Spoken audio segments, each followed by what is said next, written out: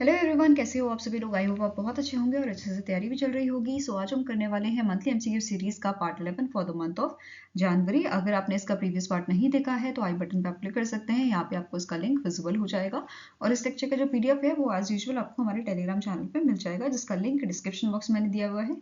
आप टेलीग्राम के लिंक पे जाके टेलीग्राम चैनल हमारा ज्वाइन कर सकते हैं और यहाँ से सारी ही पीडीएफ आप डाउनलोड कर पाएंगे। तो जल्दी से स्टार्ट करेंगे आज का सेशन। पहले आपका क्वेश्चन है, which among the following option is correct with respect to 150th foundation day celebration of India meteorological department. The event was held at the Bharat Mandapam in new Delhi, Delhi. तो recently in month of January 150th foundation day celebration आपका हुआ था India meteorological department का। इस event को PM Modi ji ने जो है अटेंड किया था। इनके साथ साथ जो हमारे यूनियन मिनिस्टर ऑफ स्टेट हैं जितेंद्र सिंह जी, उन्होंने भी इस इवेंट को जो है यहाँ पे अटेंड किया था। अब इस इवेंट से रिलेटेड कुछ आपके पॉइंट हैं, आपको बताना है करेक्ट ऑप्शन कौन सा है। पहला स्टेटमेंट क्या बोल रहा है, इस इवेंट के दौरान पीएम मोदी जी ने लॉन्च किया था इनिशिएटिव जिसका नाम है मिशन मौसम, जिसका मेन एम क्या है, इंडिया को हमें ट्रांसफॉर्म करना है, डेवलप करना है as into a weather ready and climate smart country. ठीक है। नेक्स्ट पॉइंट कह रहा है, पीएम मोदी जी ने अनवील किया था 150 रुपीज का commemorative coin and postal stamp with a denomination of 5 rupees to celebrate 150 years of India Meteorological Department. Next statement कह रहा है कि पीएम मोदी जी ने एक डॉक्यूमेंट यहाँ पे जो है रिलीज किया था which is IMD vision 2047. IMD stands for your India Meteorological Department Vision 2047. इस डॉक्यूमेंट को यहाँ पे रिलीज किया गया था जो एक रोड मैप है इंश्योर करने के लिए इंडिया के weather resilience and climate change adoption को। नेक्स्ट स्टेटमेंट कह रहा है, IMD ने इस इवेंट के दौरान ही एक और सेमिनार जो है वो आपका ऑर्गेनाइज किया था विच इज अनडिवाइडेड इंडिया अखंड Bharat seminar. Okay. Next statement से सारे पॉइंट्स आपके करेक्ट हैं, तो आंसर है option number E, that is ये सब ऑप्शन जो यहाँ पे मेंशन किए गए हैं they all are correct. Okay. अब यहाँ पे एक और चीज जो नोट करनी है दैट इज कि पीएम मोदी जी और जितेंद्र सिंह जी के साथ साथ यहाँ पे जो वर्ल्ड मेट्रोलॉजिकल ऑर्गेनाइजेशन के आपके सेक्रेटरी जनरल है सेलेस्टी सोलो, इन्होंने भी इस इवेंट को अटेंड किया था। ठीक है। अब यहाँ पे WMO के बारे में बात करें तो इसका हेडक्वार्टर जो है वो इम्पोर्टेंट है, जो कहाँ लोकेटेड है, ये आपका जिनेवा स्विट्जरलैंड में लोकेटेड है। ठीक है, कहाँ लोकेटेड है, जिनेवा स्विट्जरलैंड में ये लोकेटेड है। फाइन। नाउ अब बात करते हैं कुछ इवेंट जो इंपॉर्टेंट है, ये थोड़ी डिटेल में देख लेते हैं। जैसे मिशन मौसम आपका जो है लॉन्च किया गया था पीएम मोदी द्वारा। इसका मेन एम क्या है कि ट्रांसफॉर्म करना है इंडिया को वेदर रेडी और क्लाइमेट स्मार्ट, मतलब इंडिया को वेदर रेडी और क्लाइमेट स्मार्ट हमें बनाना है। ये कैसे होगा, जब हम अडॉप्ट करेंगे आपकी एडवांस वेदर सर्विलेंस टेक्नोलॉजी को। ठीक है। इस इनिशिएटिव को गवर्नमेंट ऑफ इंडिया ने सितंबर 2024 में अप्रूव किया था और इसका टोटल बजट आपका था 2000 करोड़ का। और कब तक के लिए लॉन्च किया गया है, ओवर 2 इयर्स के लिए इसको लाया गया था। ओके, लाया गया है। नाउ मिशन मौसम जो है इसको कौन लीड करेगा, कौन सी मिनिस्ट्री लीड करेगी, मिनिस्ट्री ऑफ अर्थ साइंस से लीड करेगी। एंड इस इनिशिएटिव को इंप्लीमेंट करने के लिए कौन सी ऑर्गेनाइजेशन आपकी रहेंगी, it is IMD India meteorological department, Indian institute of tropical meteorology that is IITM and National Center for Medium Range Weather Forecasting. Clear है। नेक्स्ट आपका था कि पीएम मोदी जी ने 150 रुपीज का कॉमरेटिव कॉइन यहाँ पे रिलीज किया है, जिसकी आप इमेज ये राइट साइड में देख सकते हैं। यहाँ पे जो इंपॉर्टेंट होता है कि जो कॉइन है वो आपका किस चीज से बना है, तो ये सिल्वर से बना है, 99.99% सिल्वर से। एंड वेट कितना है, इट इज 40 ग्राम्स। ठीक है। और क्या क्या चीजें यहाँ पे मेंशन की गई हैं, आपके 150 ईयर्स जो हैं वो यहाँ पे IMD के मेंशन किए गए हैं। ठीक है, यहाँ पे लिखा भी है 150 years of India meteorological department. Okay. Now next बात करेंगे, यहाँ पे एक आपका डॉक्यूमेंट रिलीज किया गया था IMD विजन 2047। ठीक है, जो एक फ्रेमवर्क है weather resilience and climate change adoption का। इस डॉक्यूमेंट में मेंशन किए गए हैं टारगेट्स। कौन से टारगेट्स, कि नेक्स्ट 2 इयर्स के टारगेट, नेक्स्ट 10 इयर्स के, नेक्स्ट 22 इयर्स के टारगेट यहाँ पे मेंशन किए गए हैं, considering advancement in a science and technology. Okay. Next आपका पॉइंट क्या बोल रहा है, according to the document weather departments का टारगेट है कि हमें 100% फॉरकास्ट एक्यूरेसी लानी है अप टू 3 डेज, मतलब 3 दिन का जो हम फॉरकास्ट दे रहे हैं वो 100% ट्रू होना चाहिए। 90% जो है ये हमें रखना है 5 डेज के लिए, 80% रखना है अप टू 7 डेज के लिए, एंड 70% ये ट्रू होना चाहिए फॉर द 10 डेज। तो ये हमारे जो है टारगेट्स हैं, किसके, वेदर डिपार्टमेंट टारगेट्स यहाँ पे रखे गए हैं जो इस विजन डॉक्यूमेंट में मेंशन किए गए थे। ठीक है, नाउ स्टार्टिंग इन्फॉर्मेशन भी कवर कर लेते हैं IMD की। तो इस ऑर्गेनाइजेशन को स्टैब्लिश किया गया था 15 जनवरी 1875 को। इसके 6 रीजनल मेट्रोलॉजिकल सेंटर हैं। कहाँ पे हैं? मुंबई में है, Mumbai Maharashtra, Chennai Tamil Nadu, New Delhi, Kolkata West Bengal, Nagpur Maharashtra and Guwahati Assam. Okay, director general की बात करें तो ये है डॉक्टर मृत्युंजय मोहोपात्रा और हेडक्वार्टर्स का लोकेटेड आपका न्यू दिल्ली। नेक्स्ट आपको क्वेश्चन है, एज पर द PHDCCI इन्होंने रिसेंटली एक रिपोर्ट रिलीज की है इकोनॉमिक आउटलुक 2025 के नाम से, जिसमें मेंशन किया है कि इंडिया जो है ये 4th लार्जेस्ट इकोनॉमी बन जाएगा वर्ल्ड की by which year, it is 2026, और इंडिया सरपास किसे करेगा? जापान को। ठीक है, ये इस रिपोर्ट में मेंशन किया गया था which is economic outlook 2025 release by the PHDCCI।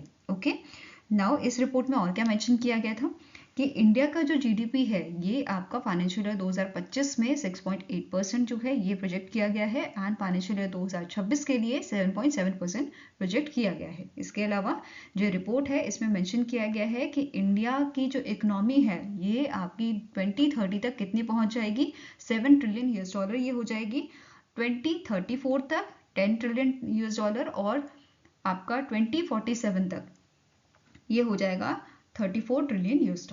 ठीक है, ऐसा मेंशन किया गया था। इसके अलावा आपका इन्फ्लेशन जो है ये मेंशन किया है कि अराउंड 4.5% रहेगा फाइनेंशियल ईयर 2025 का, और फाइनेंशियल ईयर 2026 का ये रहेगा अराउंड 4% के पास। ओके, नेक्स्ट CPI की बात करें, कंज्यूमर प्राइस इंडेक्स इन्फ्लेशन की, तो ये आपका प्रेडिक्ट किया गया है ये रहेगा आपका 4% से 2.5% के अराउंड रहेगा अपकमिंग क्वार्टर्स में। नाउ स्टार्टिंग इन्फॉर्मेशन भी कवर कर लेते हैं PhD chamber of commerce and industry की। तो PHDCCI जो है इसके प्रेसिडेंट करंटली है हेमंत चैन, हेडक्वार्टर लोकेटेड आपका न्यू दिल्ली में, और स्टैब्लिश किया गया था 1905 में। क्लियर है? नेक्स्ट आपको क्वेश्चन है, as per the federation of Indian chambers of commerce and industry that is FICCI's economic outlook survey. तो रिसेंटली FICCI ने इकोनॉमिक आउटलुक सर्वे आपका रिलीज किया था, जिसमें मेंशन किया गया है कि जो इंडिया की GDP है इट विल ग्रो फॉर 2023-2024। कितना ग्रो करेगी? It will be your 6.4%। कितना ग्रो करेगी? 6.4% ये ग्रो करेगी, और प्रीवियस जो प्रोजेक्शन दी गई थी वो आपकी थी 7% की। ठीक है, 2024-25 के लिए जो प्रोजेक्शन दी गई थी GDP ग्रोथ की, ये 7% प्रिडिक्ट की गई थी। नाउ अब इस सर्वे में क्या बोला गया था, जो आपका कंज्यूमर प्राइस इंडेक्स इन्फ्लेशन है ये आपका कितना रहेगा 2024-25 के लिए? It will be your 4.8%।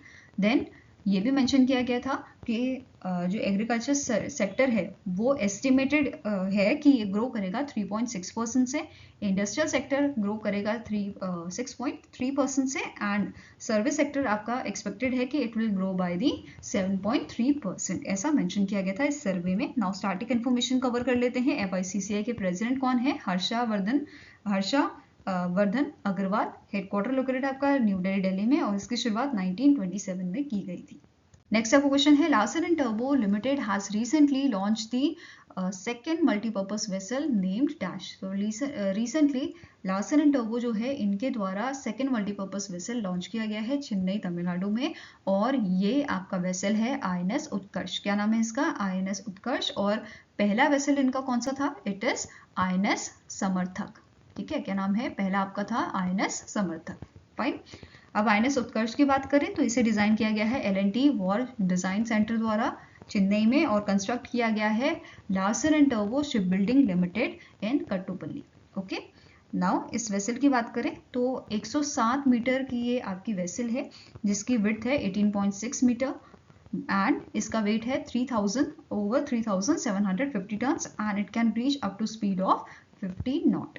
Okay, ये इसके फीचर्स हैं। यहाँ पे जो है आप इनकी इमेज देख सकते हो। अब बात करें लार्सन एंड टर्बो की, तो करंट CMD इसके हैं आपके SN सुब्रमण्यन, हेडक्वार्टर्स का लोकेटेड है मुंबई महाराष्ट्र में, और 1946 में इसकी शुरुआत की गई थी। नेक्स्ट आपका क्वेश्चन है which Indian company has launch India's first private hyperspectral imaging satellite constellation जिसका नाम है फायरफ्लाई। तो इनमें से कौन सी पहली प्राइवेट कंपनी बनी है इंडिया की जिसने इस टाइप का कॉन्स्टलेशन जो है इसे लॉन्च किया है? तो इट इज पिक्सल। कौन सी कंपनी बनी है? It is a pixel. और यहाँ पे बात की गई है हाइपर स्पेक्ट्रल इमेजिंग की। तो हाइपर स्पेक्ट्रल इमेजिंग मीन्स कि detail image about the earth. ठीक है, नाउ इससे जो ये आपकी सैटेलाइट थी, इस सैटेलाइट कॉन्स्टलेशन को स्पेसएक्स द्वारा जो है लॉन्च किया गया था। मतलब स्पेसएक्स रॉकेट में इसको लॉन्च किया गया था और इसके साथ साथ स्पेसएक्स वालों ने एक और सैटेलाइट लॉन्च की है which is made by the Digantara, जो वर्ल्ड की फर्स्ट कमर्शियल सैटेलाइट बनी है for surveillance of a space object orbiting the earth. ठीक है, ये बेसिकली मॉनिटर करेगा ऐसे ऑब्जेक्ट्स को जो आपके स्पेस में घूम रहे होंगे बेसिकली। ठीक है, नाउ अब यहाँ पे जो सैटेलाइट्स हैं इसे लॉन्च किया गया था ट्रांसपोर्टर 12 राइट शेयर मिशन जो आपका स्पेसएक्स है इसके द्वारा। इस मिशन के थ्रू इसको जो है इन सैटेलाइट्स को जो है आपका स्पेस में भेजा गया था, लॉन्च किया गया था इसे on board of the falcon 9 rocket from the your California USA. ठीक है, वेडनबर्ग स्पेस फोर्स बेस जो आपका कैलिफोर्निया यूएसए में, वहां से इसे लॉन्च किया गया था। नाउ स्टार्टिंग इन्फॉर्मेशन भी कवर करते हैं पिक्सल की। तो इसके फाउंडर एंड सीईओ आपके हैं अवैस अहमद। हेडक्वार्टर लोकेटेड है मुंबई महाराष्ट्र में और 2019 में इसको स्टैब्लिश किया गया था। अब बार बार यहाँ पे बात हो रही है फायरफ्लाई की। फायरफ्लाई का नाम याद रखना है। फायरफ्लाई कॉन्स्टलेशन जो है बेसिकली इसमें 6 सैटेलाइट्स हैं। ठीक है, 6 सैटेलाइट का अभी ये कॉन्स्टलेशन है जिसे 2 फेज में लॉन्च करने की बात की गई थी। पहला फेज आपका 14 जनवरी को लॉन्च किया गया है जिसमें 3 सैटेलाइट भेजी गई हैं और अदर 3 आपकी Q2 जो है आपका सेकेंड क्वार्टर जो आएगा 2025 का उसमें लॉन्च की जाएंगी, ऐसा बोला गया है। ठीक है, ये जो सैटेलाइट है they will be placed in a sun synchronous orbit जो आपका 550 किलोमीटर्स के आसपास की दूरी में होगा। एंड जो ये कंपनी कंपनी का यहाँ पे प्लान है, फर्दर प्लान क्या है, फ्यूचर प्लान, कि ये 18 सैटेलाइट्स और यहाँ पे भेजेंगे फायरफ्लाई कंस्टलेशन में। ठीक है, इसके अलावा यहाँ पे हमने बात की थी दिगंतारा के जो आपकी सैटेलाइट है वो भी लॉन्च की गई थी, उसके बारे में डिटेल में देखते हैं। तो दिगंतारा ने लॉन्च किया है वर्ल्ड का पहला कॉमर्शियल सैटेलाइट। किस चीज के लिए? इसका काम रहेगा सर्विलियंस करना, मॉनिटर करना स्पेस ऑब्जेक्ट को विच आर ऑर्बिटिंग दी अर्थ। और इस सैटेलाइट का नाम है स्कॉट सैटेलाइट। फुल फॉर्म क्या है? Space camera for object tracking, जिसका मेन एम है एनहांस करना स्पेस सेफ्टी को, मॉनिटर करेगा। तो ये अगर कोई यहाँ पे हमें मतलब कोई दिक्कत लगेगी तो ये जो है अलर्ट अपने भेज देगा। ठीक है, तो काम क्या रहेगा? मॉनिटर करना, और ये इससे एनहांस करेगा, इंप्रूव करेगा स्पेस सेफ्टी को और ऑप्टिमाइज करेगा स्पेस ट्रैफिक मैनेजमेंट को। ठीक है, जो सैटेलाइट है it will be placed in a sun synchronous orbit which will track objects in a low earth orbit. Okay, and the satellite जो है it will continuously monitor objects in a low earth orbit and it will issue alerts so that the space navigation becomes safe. Okay, ये सब चीज़ें यहाँ पे mention की गई थी। इसके अलावा जो स्कॉट सैटेलाइट है they are the world's first commercial space situational awareness satellite. Okay, next आपका क्वेश्चन है the armed forces veterans day is annually celebrated across India on. तो आर्म्ड फोर्सेस वेटरन डे जो है ये हम ऑब्जर्व करते हैं 14 जनवरी को। आंसर है इस ऑप्शन नंबर डी। और 14 जनवरी को क्यों ऑब्जर्व किया जाता है? क्योंकि इस दिन रिटायर हुए थे इंडिया के पहले इंडियन कमांडर इन चीफ जिनका नाम है फील्ड मार्शल कोंडनडेरा मडप्पा करियप्पा। ठीक है, तो ये इंडिया के पहले आपके कमांडर इन चीफ थे और इनका रिटायरमेंट हुआ था 1953 में। ठीक है, और इनको ऑनर देने के लिए, इनको रिकॉग्नाइज करने के लिए, इनकी सर्विसेज के लिए ये जो दिन है वो हम मनाते हैं। आर्म फोर्सेस वेटरन डे नाम से इसको मनाया जाता है और हमने इस बार 2025 में जो है 9th एडिशन इसका ऑब्जर्व किया था। क्लियर है? नाउ अब यहाँ पे 2025 में जो इवेंट हुए थे जिसकी इमेज आप यहाँ पे देख पा रहे हैं, इस इवेंट में जो हमारे डिफेंस मिनिस्टर थे राजनाथ सिंह जी, इन्होंने हाईलाइट किया था 2025 को as a diamond jubilee year of 1965 Indo Pak war. ठीक है, नेक्स्ट चीज जो यहाँ पे इन्होंने बोली थी कि पाकिस्तान ऑक्यूपाइड कश्मीर जो है इसको रेफर किया था इन्होंने एज अ क्राउन ज्वेल। इसके अलावा इन्होंने 108 फुट नेशनल फ्लैग जो है इसे होस्ट किया था और इनॉग्रेट किया था जम्मू एंड कश्मीर में आपका अखनूर हेरिटेज म्यूजियम को। ठीक है, नेक्स्ट आपका क्वेश्चन है the union minister Rajiv Ranjan Singh जो ministry of fisheries, animal husbandry and dairying के आपके जो है यूनियन मिनिस्टर हैं, इन्होंने इनॉग्रेट किया था एंटरप्रेन्योरशिप डेवलपमेंट कॉन्क्लेव जो आपका पुणे महाराष्ट्र में हुआ था। नाउ क्वेश्चन हियर इज कि इनमें से कौन सा ऑप्शन है जो इनकरेक्ट है with respect to entrepreneurship development conclave. पहला स्टेटमेंट है कि इस कॉन्क्लेव की थीम आपकी थी empowering entrepreneurs transforming livestock economies.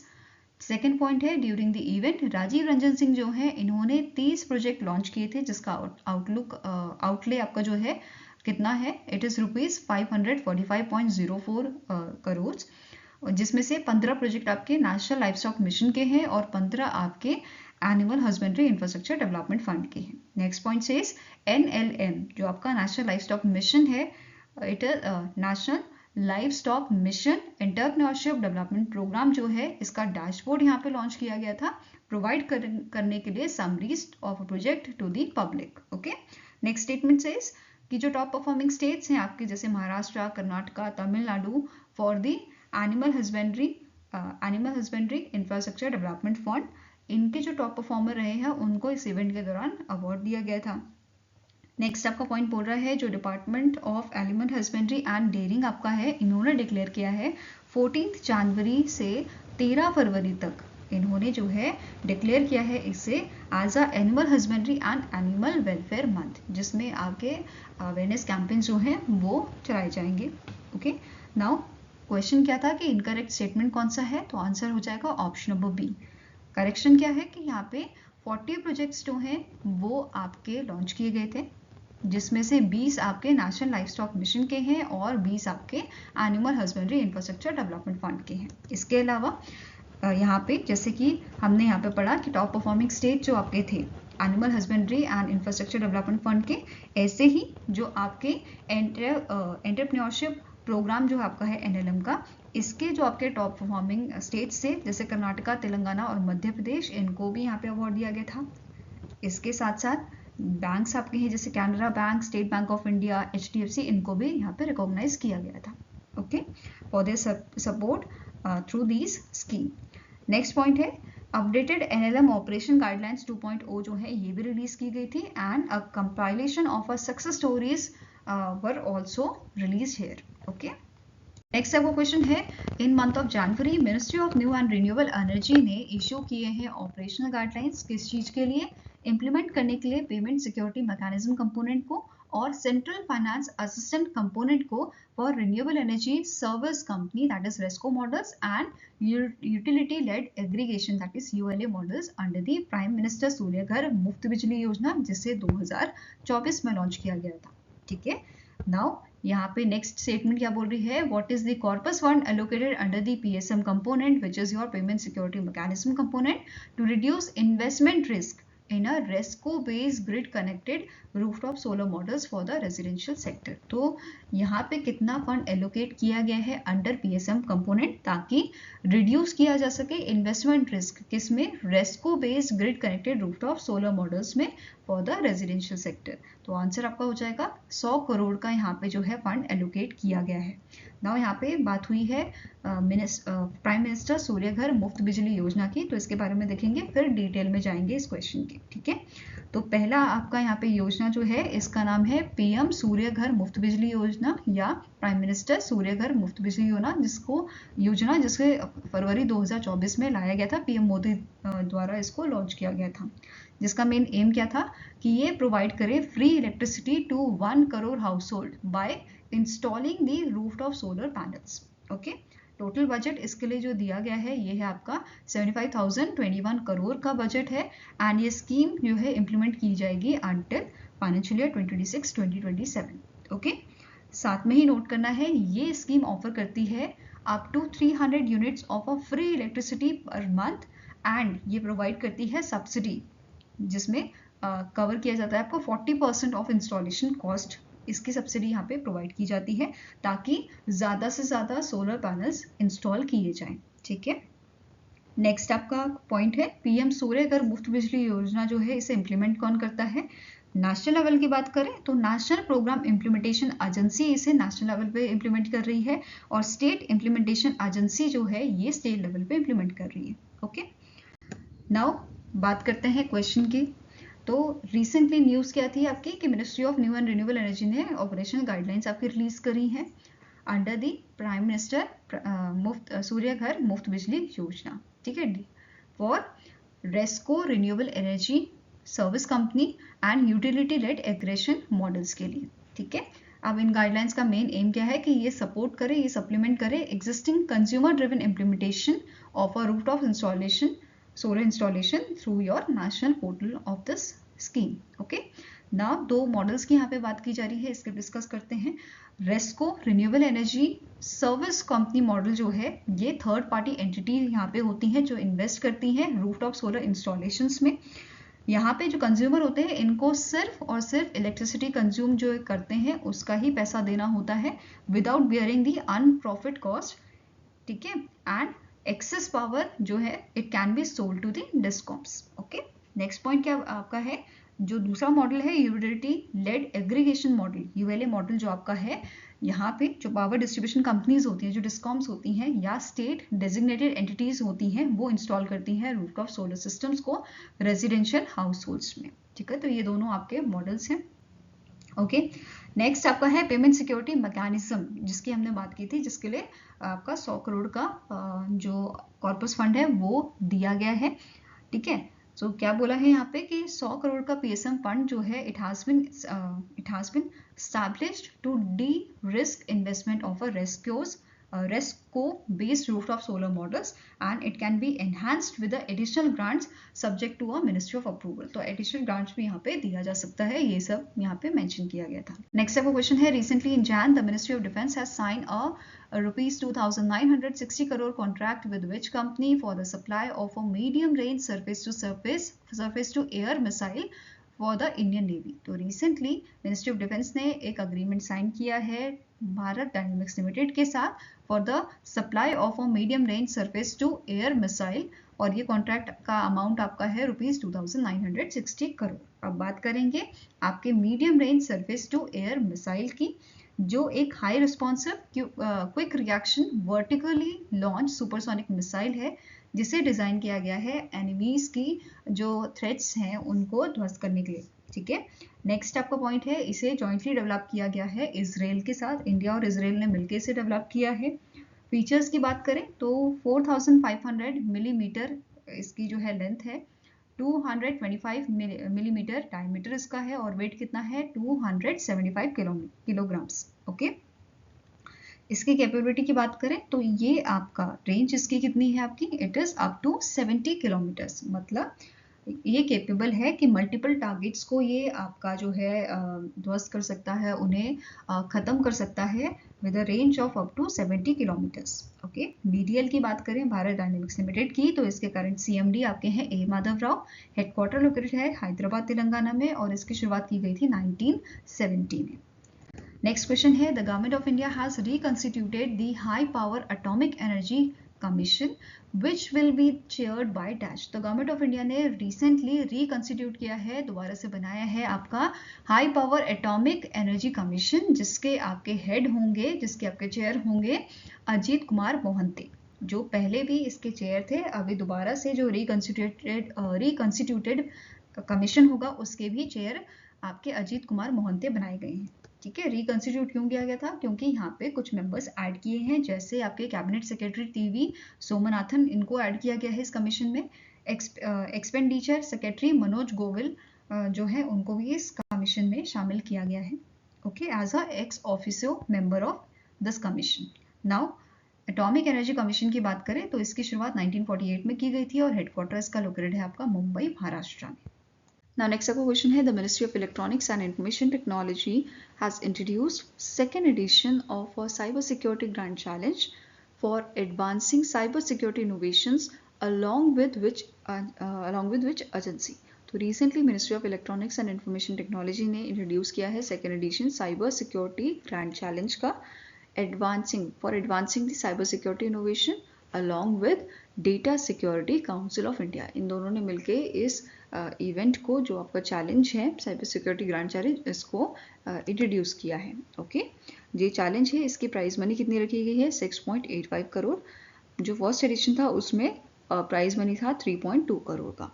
ठीक है, रजिस्ट्रेशन आपके 15 जनवरी से 1 फरवरी तक है और 6 एरियाज हैं जहाँ पे जो पार्टिसिपेंट्स है ये डेवलप करेंगे solutions, innovative solutions regarding your cyber security. Okay, कौन कौन से की एरियाज हैं?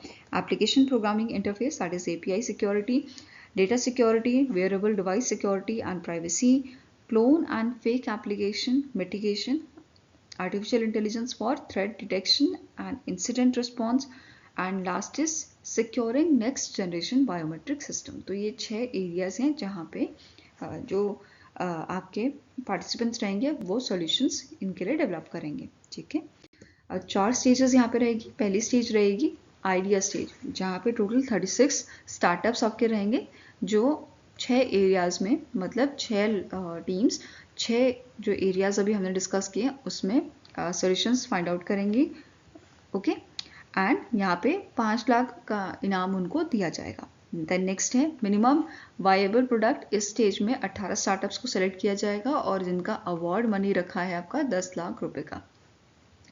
देन फाइनल प्रोडक्ट स्टेज जहाँ पे होगी, इसमें आपके विनर्स जो हैं इनको 25 लाख का amount as a prize money दिया जाएगा। And go to market stage जो आपकी है, इसमें 3 विनर सेलेक्ट किए जाएंगे, विच इज़ प्लैटिनम विनर जिसे 1 करोड़ का अमाउंट दिया जाएगा, गोल्ड विनर जिसका 50 लाख का अमाउंट दिया जाएगा और सिल्वर विनर जो होगा उसे 25 लाख का यहाँ पे इनाम दिया जाएगा।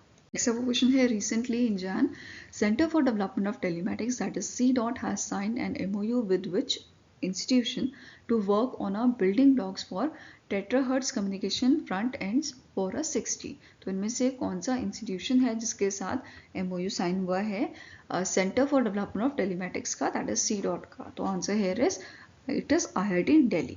और यहाँ पे जो MOU साइन हुआ है, इस MOU के तहत जो समीर है, which is society for applied microwave electronics engineering and research, ये असिस्ट करेगा IIT दिल्ली को डेवलप करने के लिए इन कंपोनेंट्स को एट इट्स फैसिलिटीज।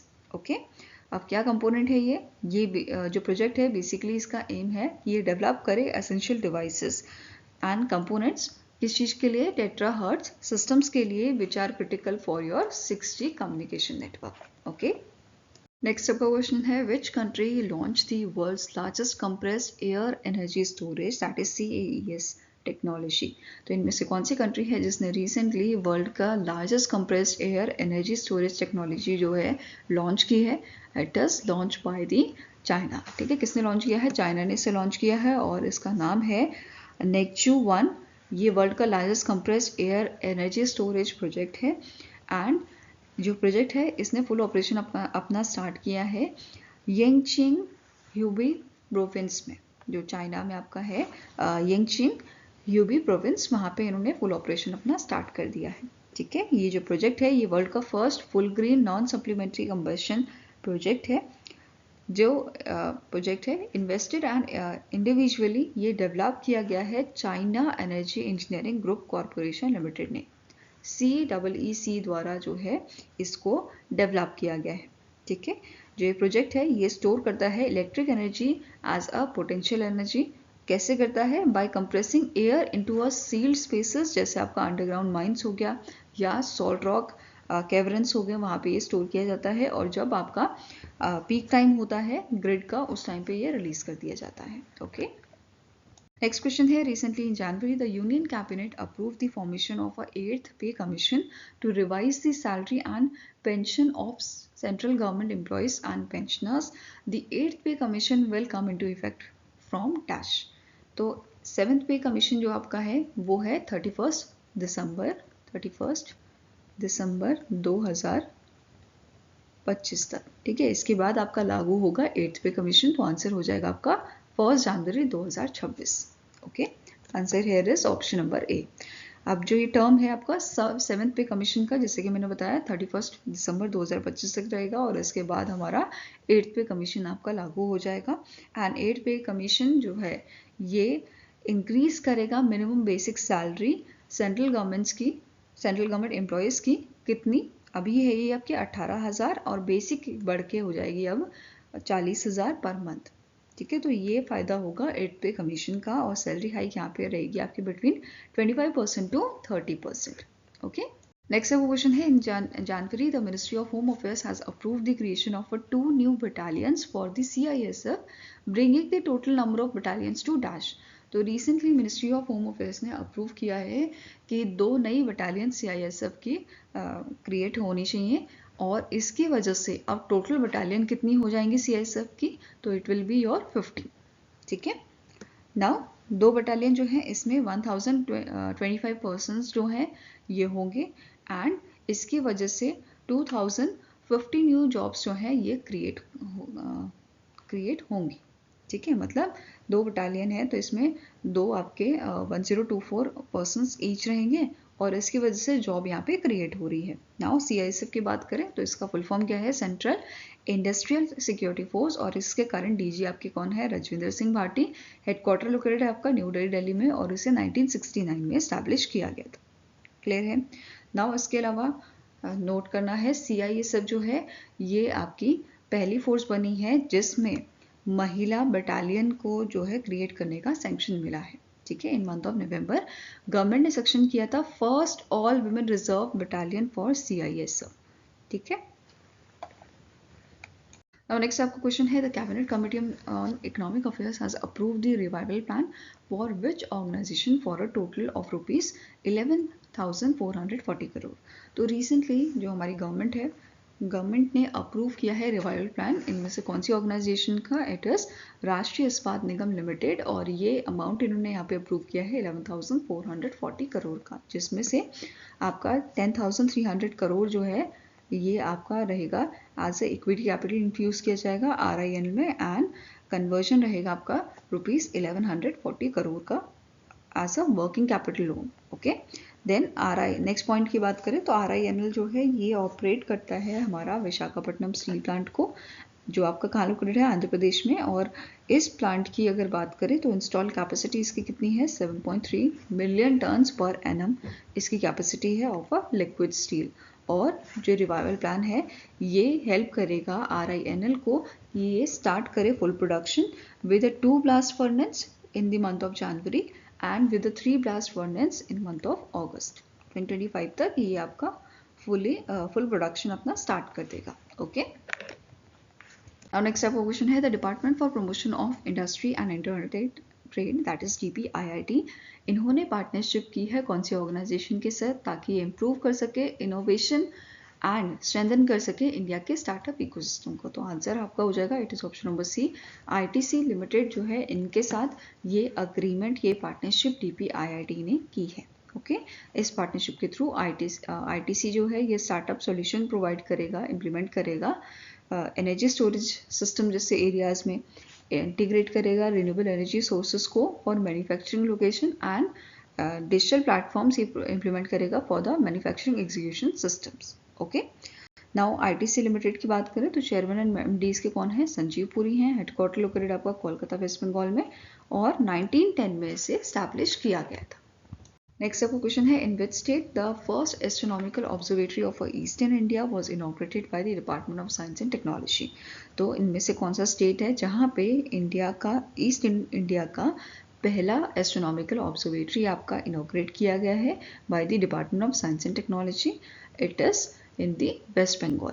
ठीक है, कहाँ पे इनॉग्रेट किया गया है, वेस्ट बंगाल, और किसने स्टैब्लिश किया है, Satyendra Nath Bose centre for basic sciences जो है इनके द्वारा इसे स्टैब्लिश किया गया है, and it is India 6th and western India's first astronomical observatory, जो आपका गरपंच कोट हिल्स जो लोकेटेड है पुरुलिया डिस्ट्रिक्ट में वेस्ट बंगाल के, वहाँ पे इसे इनॉग्रेट किया गया है।